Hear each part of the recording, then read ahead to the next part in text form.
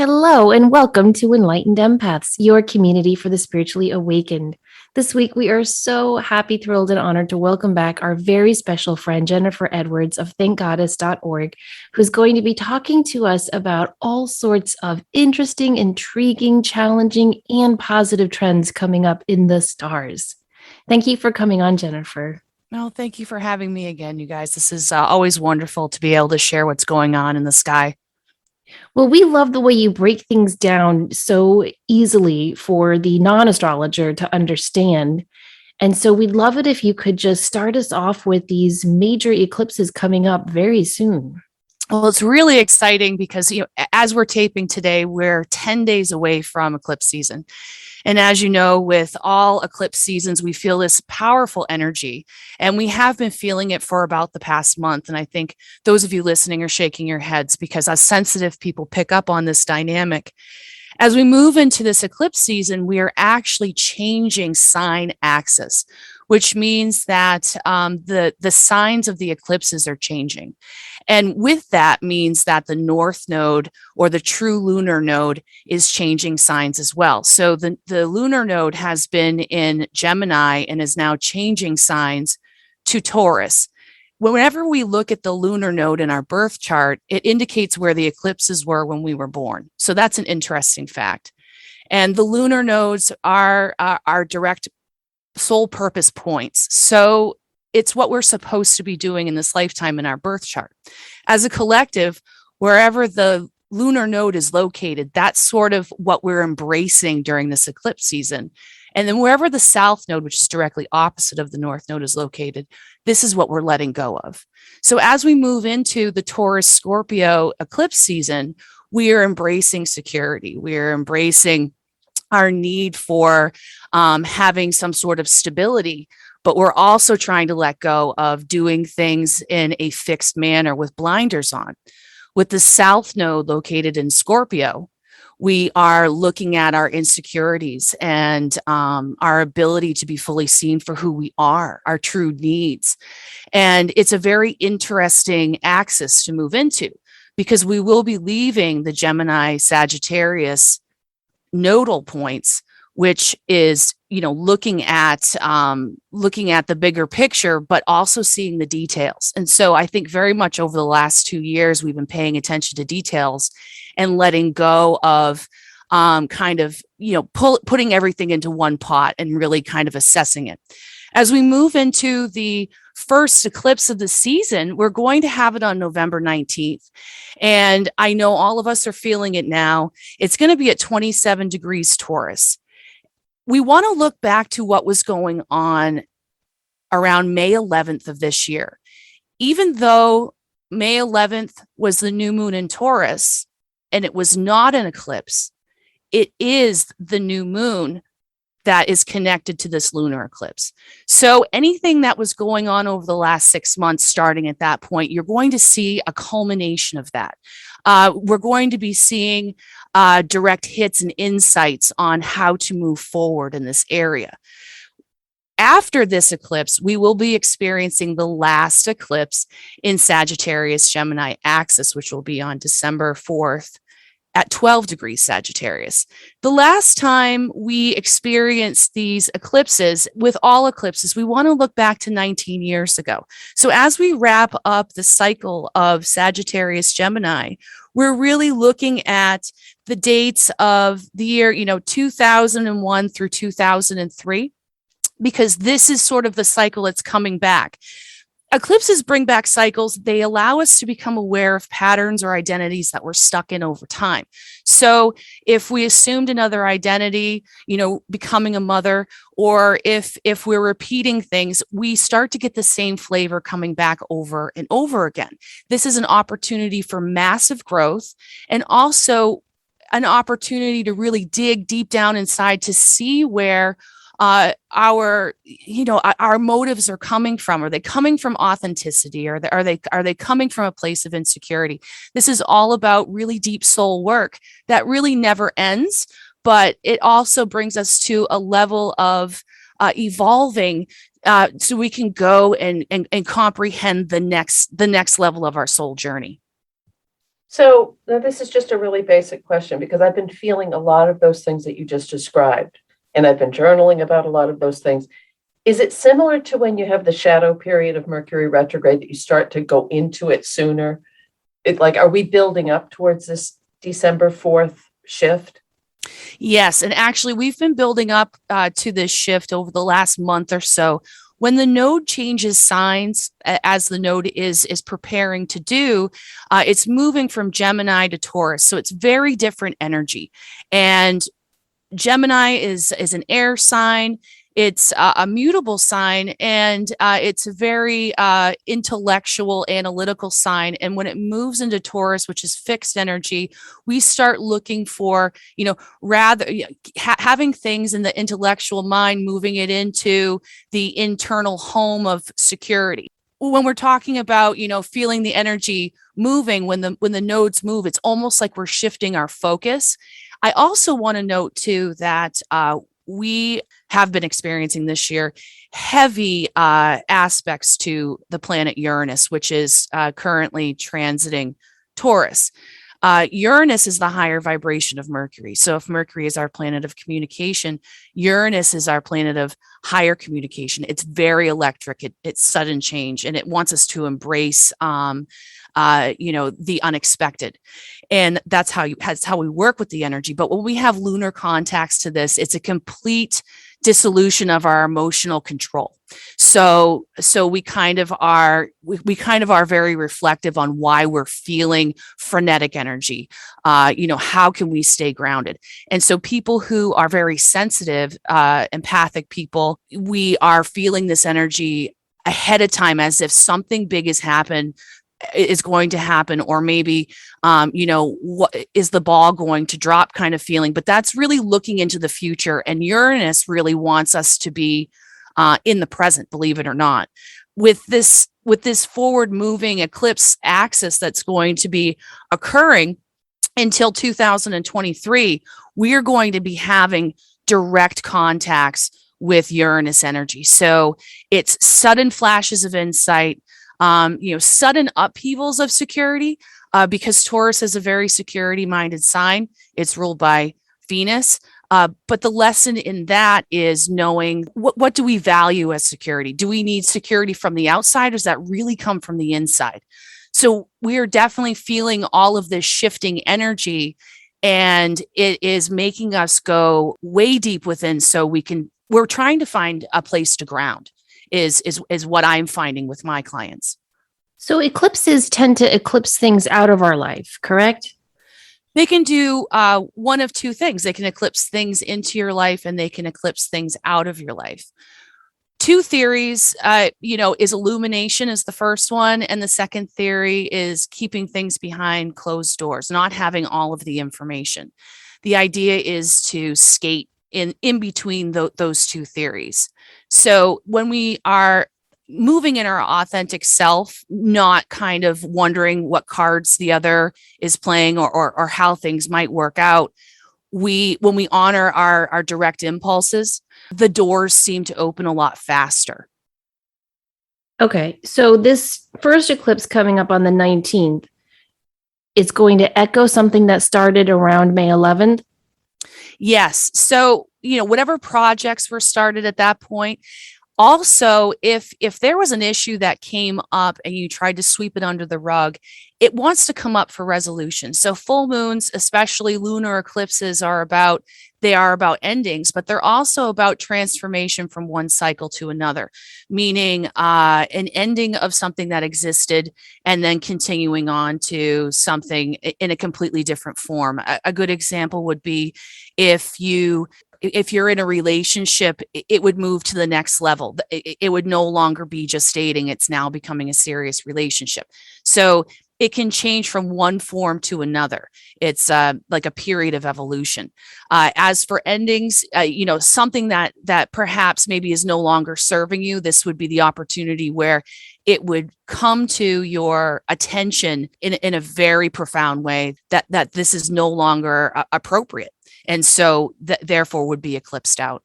Okay. And then the one in December is going to echo things we were working on from 2001 to 2003. Am I hearing that correctly? So the patterns repeat themselves every 19 years. So we actually had a solar eclipse on December 4th, 2003.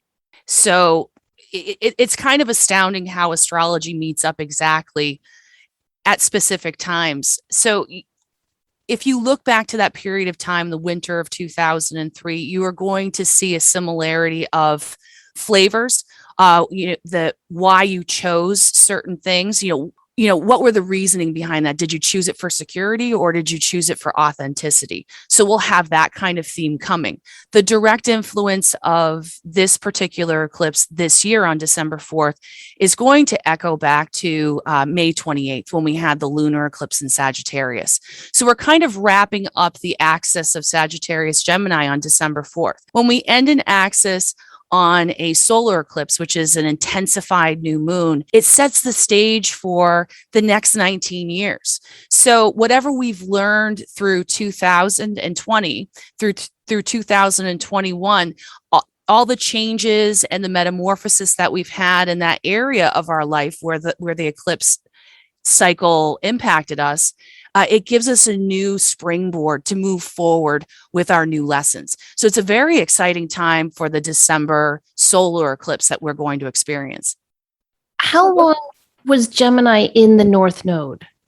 So Gemini the North Node moved into Gemini in 2020. So it was right before we started the Gemini Sagittarius eclipse cycle. The lunar node follows the eclipse cycle. So if you look back to where the eclipses were by sign, then you know that that's where the lunar node was located.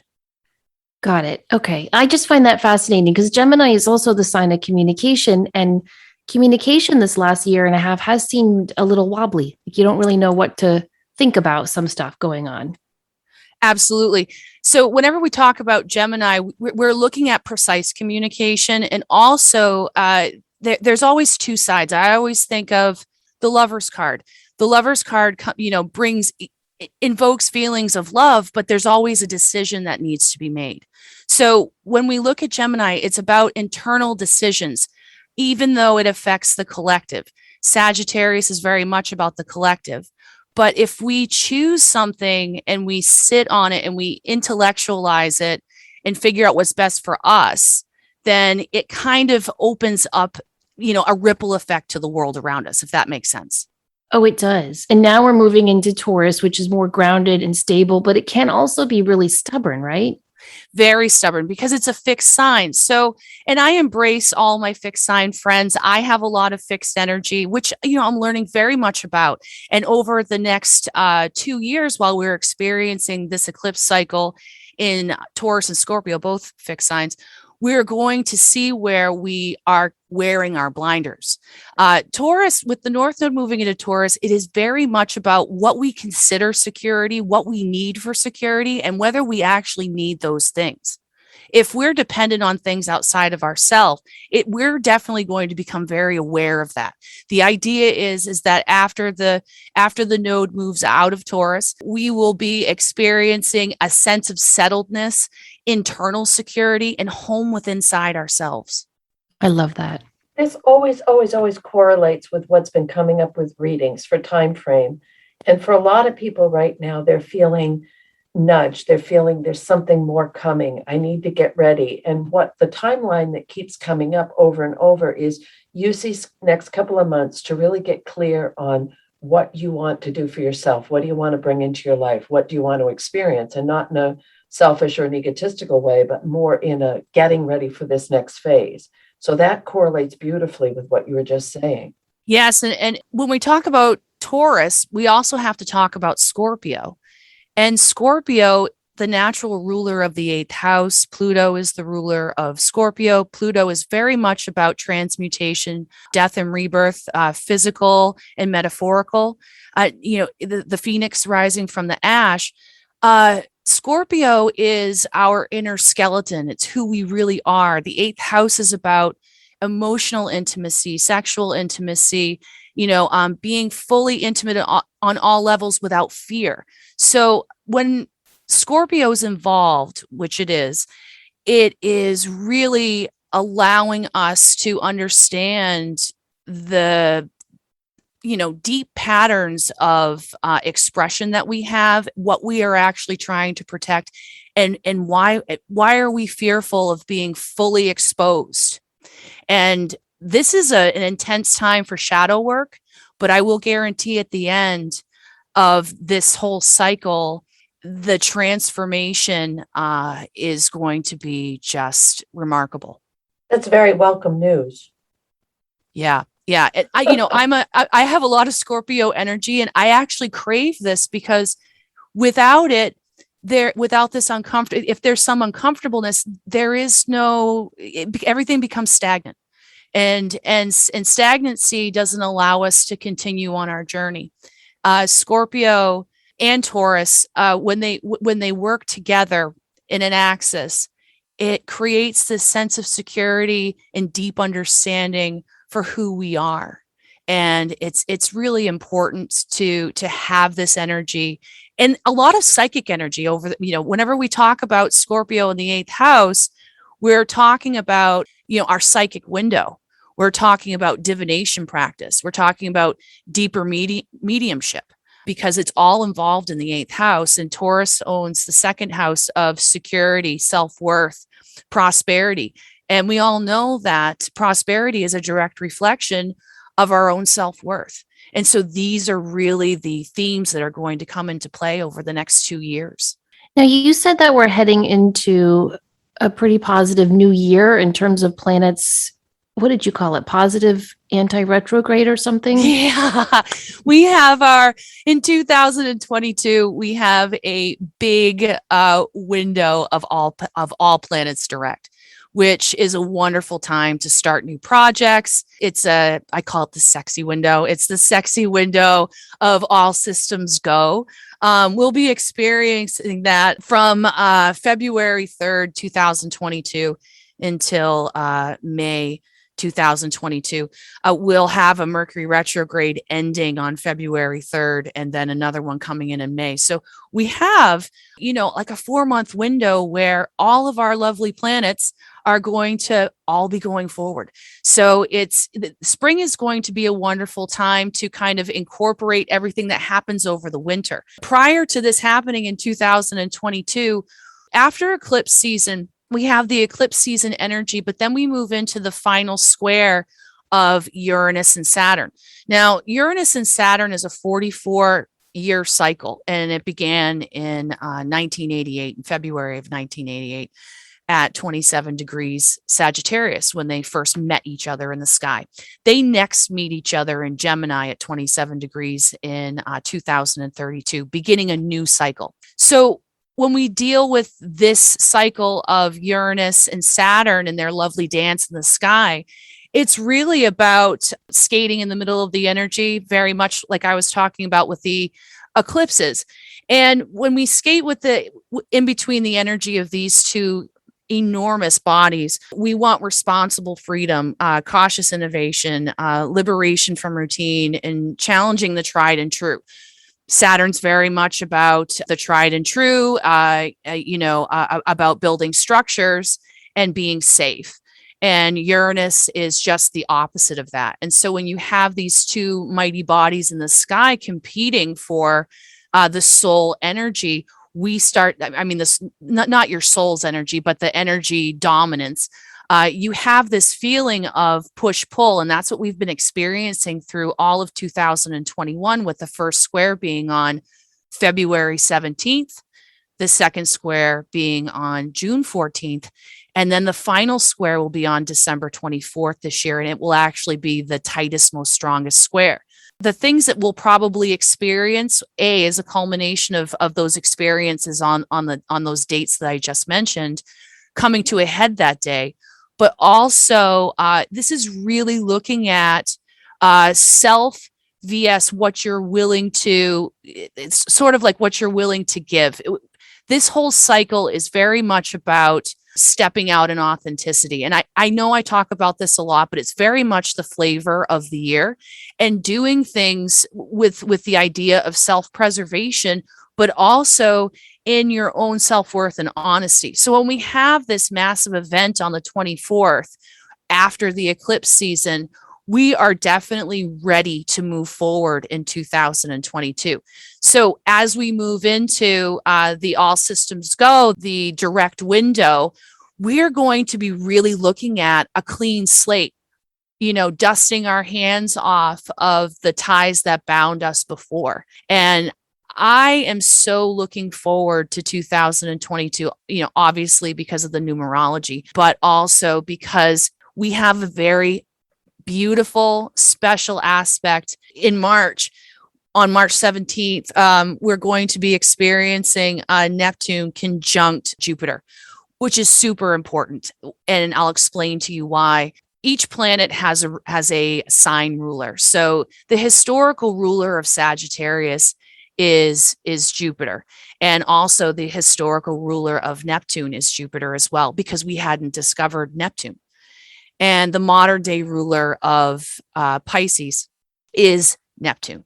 So the two rulers of Pisces are going to be meeting in Pisces for the first time since 1856. When these two come together, it's going to be a spiritual moment of compassion, of artistic creation, if you want to look at it as a blanket of spirituality, this is a massive spiritual experience that as a collective, we have never seen because it didn't exist in our lifetime. But the ability to open here is spiritually and psychically bountiful. I mean, I don't even have words to express how beautiful this aspect is and how lucky we are to experience this, especially after the last 2 years of what we have been experiencing through just everything that's happening on the world stage. This is a welcome window of spirituality, love, music, art that is about to flood us. And just picture a golden blanket.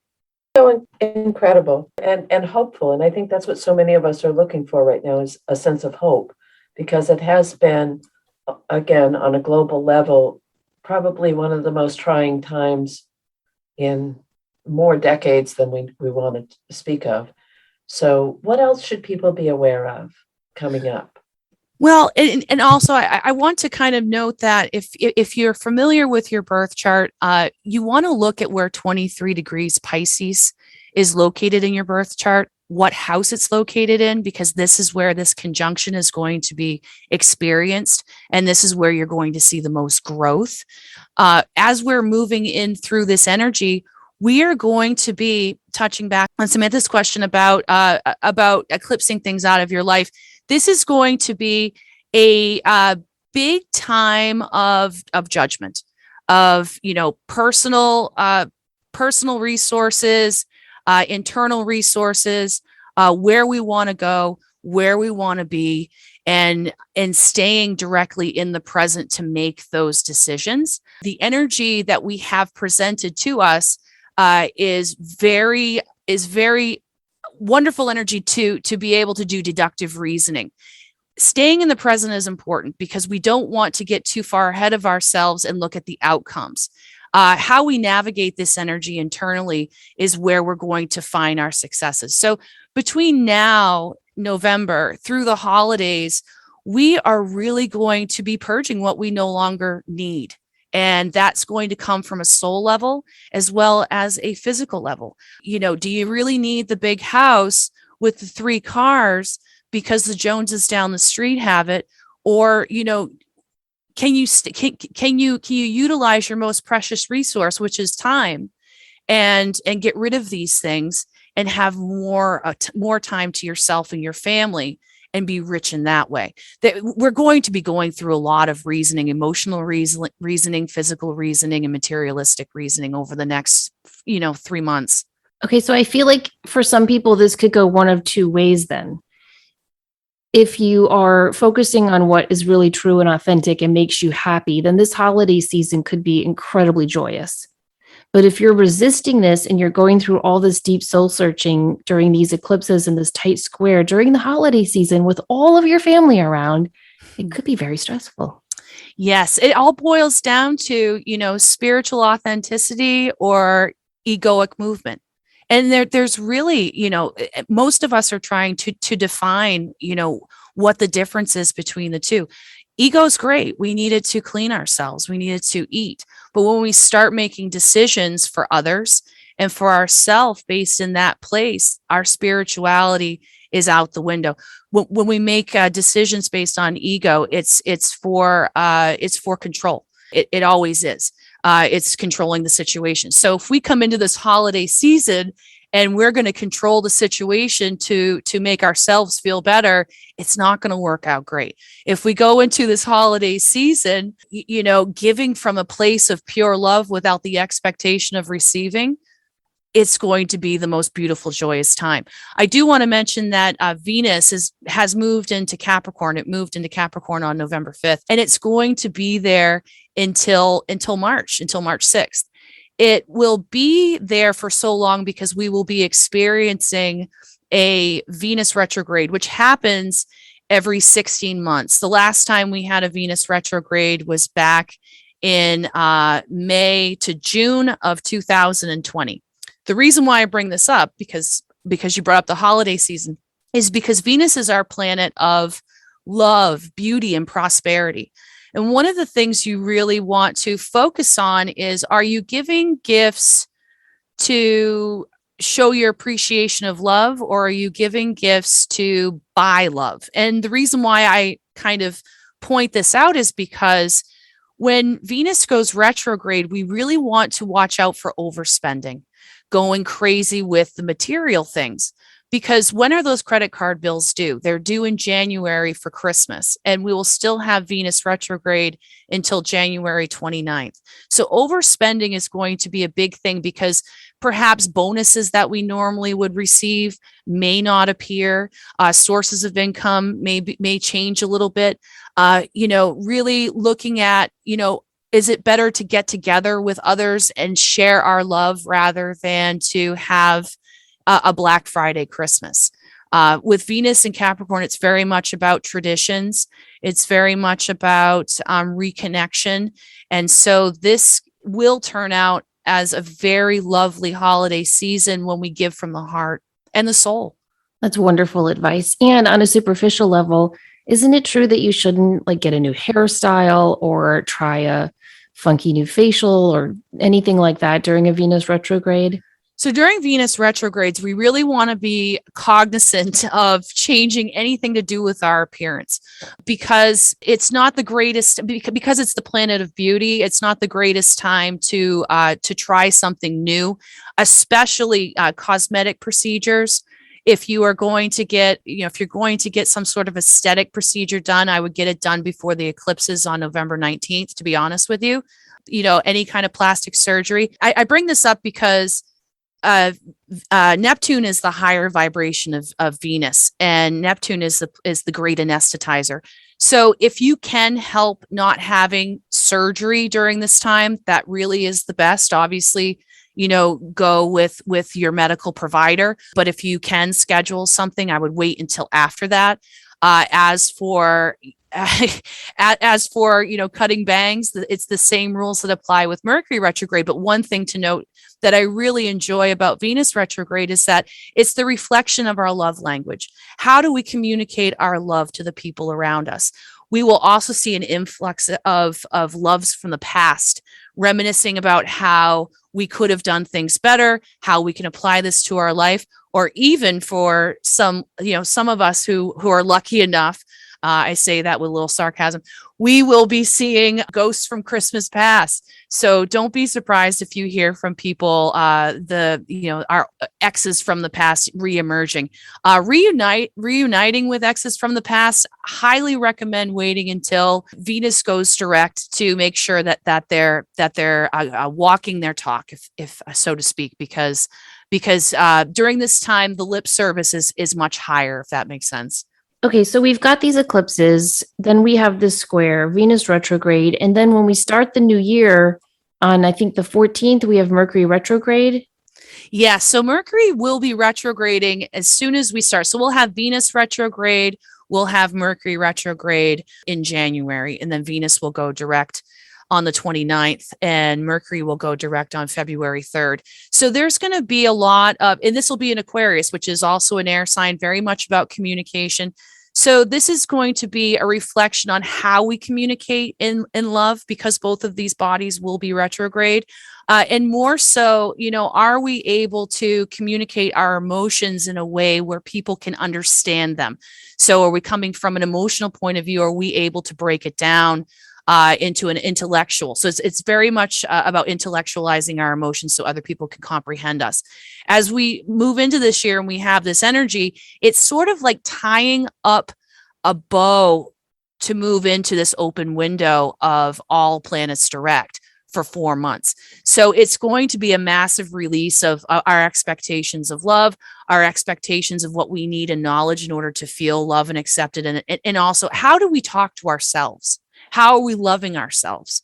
Our internal dialogue around that. That's going to be a huge awakening moment during the beginning of 2022. So would you say that February 3rd to May would be a good time to join the dating pool or commit deeper if you're already in a relationship, or start a new business, or get married, or look for a new job? Absolutely.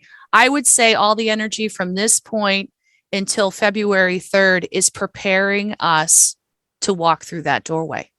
And the reason why, in going back to Denise's question, the reason why we're feeling all of this is because it's time to let this stuff go. It's time to let go of the things that our ego thought we needed.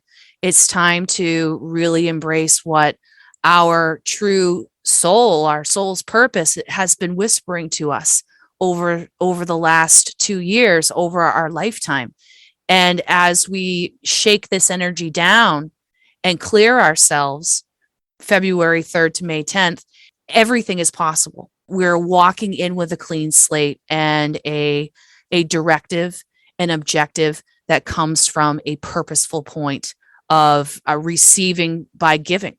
Basically, by showing up in your authentic form in all the right ways, we receive, and we always will, without fear, because fear is always what keeps us back.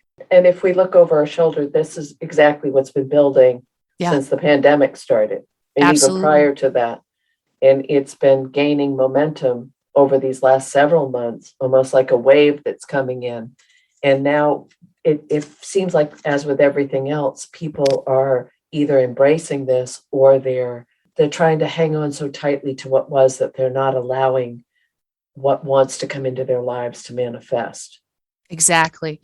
And as we move into February 3rd, those are the constructs that are going to be shaken. So like Samantha had indicated, if you go into this holiday season and you're doing the work and you're really reflective on your impulses and why you're reacting, and it's going to turn out much different than if you are holding on to things that you're not willing to let go of. The universe has a way of directing you on your path in perhaps a not so subtle way versus a subtle way. We all end up in the same place. And what that means is that, we have course correction, and course correction can come in an abrupt way, or course correction can come in a very easy, gentle, guided way. And so with this energy, there is a course correction energy that's going to happen. And it's okay, because know that we're here for a reason. We're here for a purpose, and it's time to let go of, the things that we think we need. And you'll be surprised at what is still standing next to you when we don't have a white knuckle grip on it. That's a really good way of putting it. So for us people who aren't astrologers and lean more towards, say, tarot, you mentioned the Lover's card. Would you describe this eclipse season? I don't know. When I first started reading about it online, I thought, oh, we're heading into Tower card energy. But listening to you, I feel like, no, that's not it. What major arcana card would you compare this eclipse season to? So if I were to look at the Scorpio Taurus axis, that would be the major arcana death card. And for me, I mean, you could look at the Hierophant, but I kind of am looking more at the Empress energy because, Empress is this juicy energy. It's very Venusian, and, Taurus is a Venusian sign. But if you want to look at it from death perspective to Hierophant perspective, that's kind of the axis we're looking at. We're looking at security and completely letting go. What are we holding on to that we think we need to feel secure versus, complete letting go, transformation, transmutation. As for Gemini Sagittarius, the Lover's card is very much, I mean, if you look at it from more of an astrological perspective, because each card has their own astrological significance, Gemini is very much about being making a choice, double-sided, over analytical and making a choice. Sagittarius is the Temperance card. So, but it's also Jupiter rules the Wheel of Fortune. So we're bringing, when we look at those energies, when we let go of what we think we need to feel secure, and really all we need is within us, there is a transmutation into the Death card.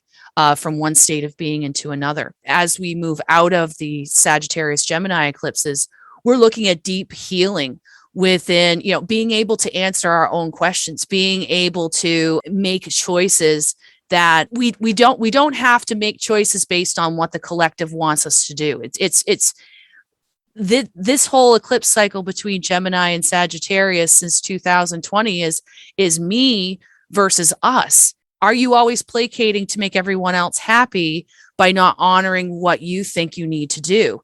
And Gemini wants you to make a decision that is going to, be solid for yourself in your intellectual mind, regardless of what the collective wants you to do. Does that make sense?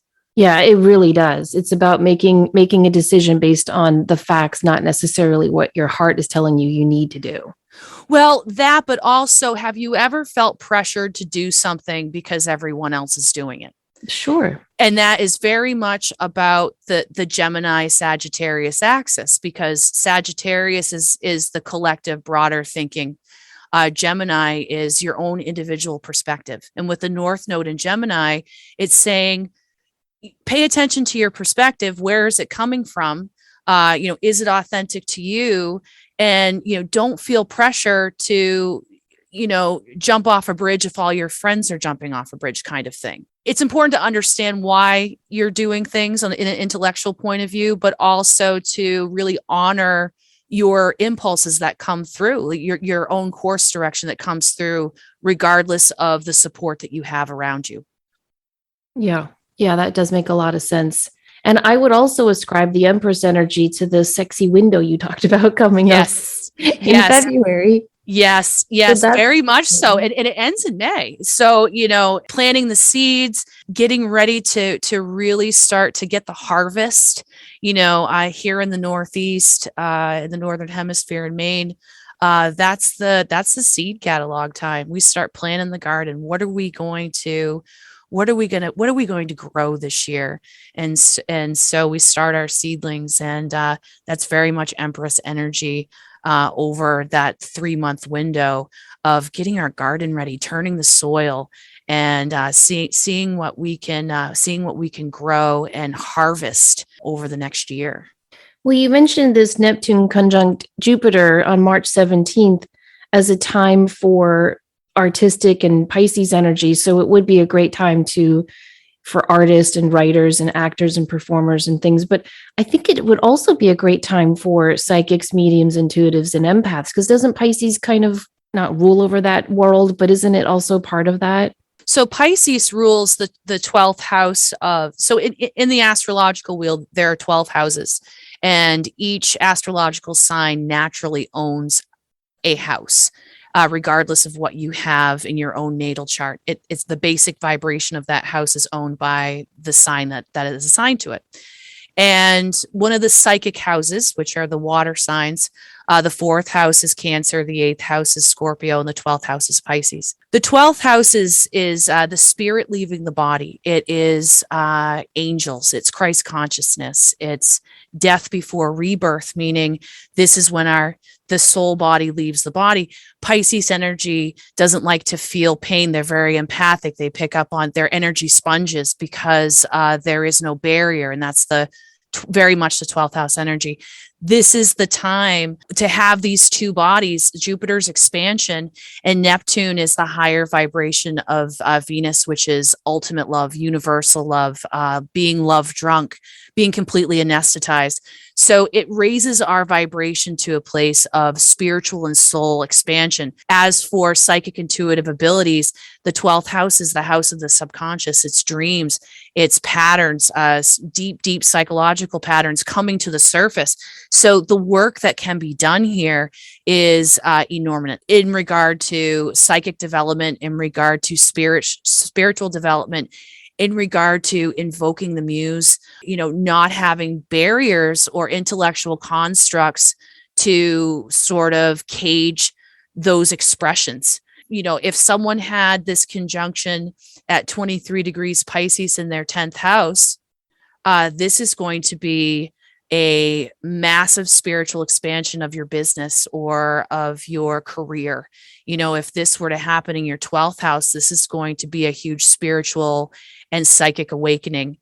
Same thing with the 9th house of spirituality and being the teacher. So wherever 23 degrees Pisces lands in your chart, this is going to set the stage for, you think over the last 140 years, this is going to be a massive spiritual awakening where you will foresee, feel, download, experience the divine energy in a very basic way, I guess is what I'm trying to say. That doesn't sound basic. That sounds really big and important, but you've explained so big and important. It's so big and important. If you could see my face when I talk about this particular conjunction, I almost begin to cry. It's like a rebirth. A much needed one. Oh, so much needed. And during a very beautiful time in 2022. And, and Denise can attest to this, 2022 is a 6 vibration. And it is the time of the lover's card. So however you interpret that card, this is the energy that we're working into. We're totally working in, and it's going to be a wonderful year next year. We just got to get through and really listen to our souls over the next 3 months and figure out how we're moving forward and what we need to release. So it sounds to me like if you've had a dream on the shelf or a goal that you've been putting on the back burner for years, this is the time to truly dust it off and start breathing life into it. Yes. And breathing life into it and also sit with it. See how it makes you feel. Is this something that you find yourself doing and it feels like a half an hour, but 3 hours have passed? Because that's when the vortex opens up. When we're so in love with what we're doing, no matter what it is, and we experience so much joy that time doesn't exist. Those are the things that we are going to gravitate towards over the next 3 months, and the things that are holding us away from that experience are no longer going to have the level of importance that they once did. Just sort of a different question, but we get it a lot on our Enlightened Empaths Gmail. I have read, and I shared a couple of times in the podcast, and I wanted to ask you if this is true. If you were born during a Mercury retrograde, isn't it true that it will not affect you the same way a Mercury retrograde affects other people? Yes, that is true. So when you have Mercury retrograde natally in your chart, that means that you actually function higher during a transit Mercury retrograde. So that a transit retrograde is when it's happening in present day, because that's sort of like your intellectual language. Mercury is our planet of communication. Wherever it shows up in your birth chart, it indicates how you communicate, where your communication skills lie, like what areas in life you best communicate in, and also your level of comprehension. So when we experience a Mercury retrograde, it's almost like a window of absolute clarity and understanding for people who have it retrograde natally. It's not that people who have retrograde natally aren't functioning members of society when Mercury is direct in transit. What it means is that they are able to kind of cut through the chaos going on internally to be able to get clear, concise impulses and ideas. I find when I'm reading natal charts that if someone has Mercury retrograde natally in their chart, that they're always second guessing their thoughts, their decisions. They're usually unable to make decisions quickly because they need to really weigh the pros and cons. So if you take that same energy as in the birth chart when Mercury's retrograde transit, it's almost like a window of moving forward for these people. Is that true for other retrogrades, like a Venus retrograde, for example? Yes. So Venus retrograde in the natal chart has a propensity of not withholding love, but kind of keeping the cards close to the chest. Their expression of love is not as impulsive. They tend to approach those things with prosperity, security, and love and beauty with apprehension. The inability to make decisions, I suppose, solid decisions that resonate deep with them. When Venus retrogrades in transit, it's every 16 months, so it's a much bigger window. So as the planets get farther away from the sun, their significance and engagement with a retrograde transit tend to get less strong, if that makes sense. So, like say, if you have Jupiter retrograde in your natal chart or Saturn retrograde in your natal chart, those types of instances, as it moves away from the personal planets, it has a much looser hold on that. But when your natal planet is retrograde and in transit, that same planet goes retrograde, it's a moment of clarity. It's an unlocking of clarity for that area of your birth chart. Wow, that is so interesting.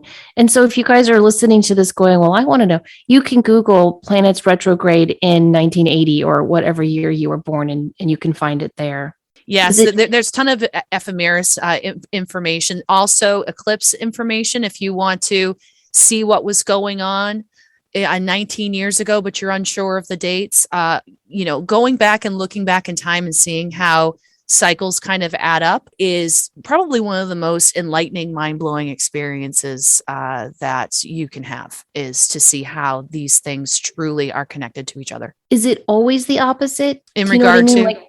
Like if Uranus is retrograde when you were born, would that mean the opposite of Uranus direct? So if Uranus is retrograde when you're born, your flashes of brilliance are not coming in as fast. First of all, when you first decide to enter this plane of existence, you choose your challenges. At least that's my belief. So when I'm looking at someone's birth chart, I see the aspects to the planets, I see the houses that they're in, and I also see which planets are direct and which ones are retrograde. During this lifetime, that doesn't mean that you are less than.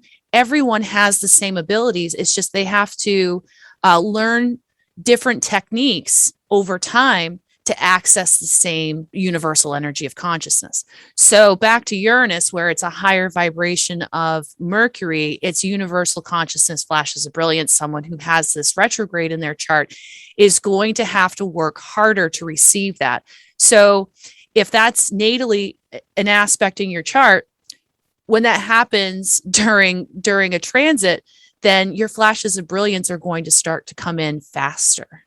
They're going to come in with a little bit more clarity because the retrograde together is kind of like a double negative making a positive, I guess. It's kind of like unlocking the keys, allowing you to operate at your natural capacity. It's also a wonderful time to learn a little bit more how to access that energy, if that makes sense. It does. That is fascinating. I feel like you could spend a lifetime just studying your own chart. Oh my, I've been doing astrology since I was 13 years old, way before the internet. I'm now 44, soon to be 45. Unbelievable. And I will tell you, every time I look at my chart, I see something different. And I love that because it's almost as if, actually, I shouldn't say almost as if, it is that we learn something about ourselves at the exact right time. and when we're supposed to use that information to learn something else about ourselves, to unravel the mysteries of ourselves. So things that I didn't notice before that I notice now, I wasn't ready for that information 10 years ago, but I'm ready for the information now. It's just this, your own birth chart is the universe of your soul. And it's just so intriguing and interesting. Wow, it really is. And you're right. Everything is revealed to us at the perfect time when we're ready to receive it. Absolutely. So if anyone is listening to this and they're feeling a little overwhelmed by all this information and they want to know more, how can they get a reading with you? You can find me at thankgoddess.org, my website for readings. And then also I do have a Patreon community. It's called the Moon Lodge. I have a group of women that as a collective where we go through this energy on a daily basis. I write moon forecasts for the week, explain the energy that's presented to us and how you can navigate it rather than hide from it, because we can use it as soul tools to, for self-development. That's found on Patreon. That's patreon.com/Moon Lodge. And that also has a private Facebook group that has live daily practice. And we have herbal, we have yoga. I'm on with tarot and astrology. And we just added some readers and crystal knowledge. So it's a lot of fun. People can kind of talk about their experience. And I find that there's so much medicine in each other's stories and experiences just in sharing. That sounds really lovely and very, sounds like you get a lot for what you sign up for. Yeah, I really wanted to have a community where people felt okay to be a beginner,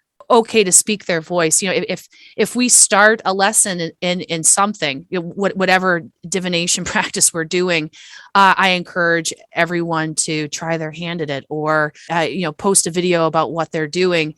And I have learned so much being within this group of women. It's really helped over this powerful eclipse energy over this last year to really go deep within myself to find where I'm moving forward in authentic worth. And you're always the student. And when you kind of lose sight of that, you're never really learning anything anymore. So it's been a great experience. And I want to validate that as a member of that community. I'm kind of an invisible member, but I'm there. And what I love, absolutely adore, is that you hold space beautifully to keep out any competition or one-upmanship or, no one is overriding anyone else in that group. It's absolutely beautiful. And it's amazing to see how spirit is bringing everyone together to collaborate and work cohesively. They're bringing their individual practices, but also working in this collective energy that's absolutely incredible. Thank you for bringing that to fruition for all of us. It's incredible. Thank you. And thank you so much for coming on the show this week. Everyone, we hope you have enjoyed this and we hope it's given you lots of information, things to think about, but also a big dose full of hope because 2022 is going to be a much better year. So thank you so much, Jenifer, for coming on today and sharing all of this with us. Oh, thank you for having me. I love you guys so much. Right back at you too. Yes. And we will put links to your website and your Patreon page in our show notes. In the meantime, everybody, please always remember to show up, do great work, and share your light. Take care.